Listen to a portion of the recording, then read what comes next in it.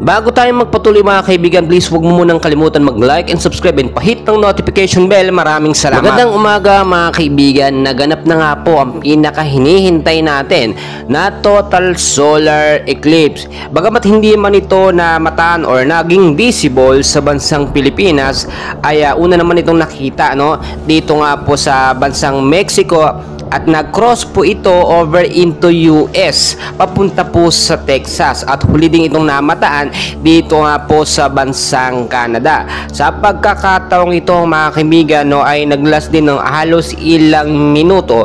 Ito nga po pagtapat ng buwan sa araw. Marami nagsasabit at may mga pamahiin din ng mga nakakatanda na kapag nagkakaroon nga daw po ng total solar eclipse ay nagiging babala nga daw po ito sa mga posibleng dilubyo or mga sakuna na posibleng bagamat ito yung mga pamahiin lamang mga kaibigan ay nire-respeto po ito ng ilan dahil ito'y naranasan na ilang taon na po ang nakakalipas. Kung matatandaan po ninyo, nito lamang ay nagkaroon nga po ng 7.2 magnitude na lindol sa bansang Taiwan. At sinundan po yan sa bansang Japan, at ang PhilBox din ay nagbabala na dito sa ating bansang Pilipinas na posible daw magkaroon ng 8.2 magnitude na lindol at pinaghahanda po tayo.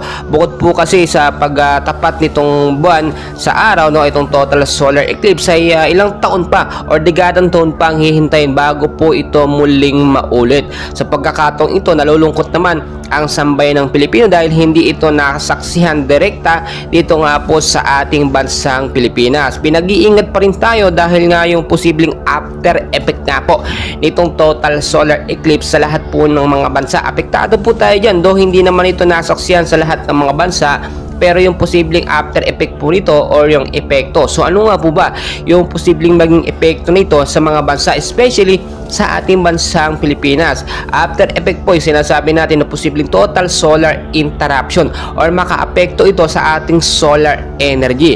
Bagamat ito naging pamahiin na ng mga nakakatanda, mas maganda na maging handa po tayo anumang oras dahil hindi naman talaga natin mapepredict ang galaw ng dilubyo sa kunano. Hindi naman natin alam kung kailan po mangyayari. So kinakailangan natin tamang panalangin sa Panginoon at pagtitiwala yung ating pananampalataya. Itong total solar eclipse ay talagang nakita naman natin ito ay isang paraan din para mapag-aralan po ng ating mga scientists eto nga pong buwan na lumalapit dito po sa araw. Mga kaibigan, patuloy ko kayong i-update din. Please huwag kalimutan mag-like and subscribe. Maraming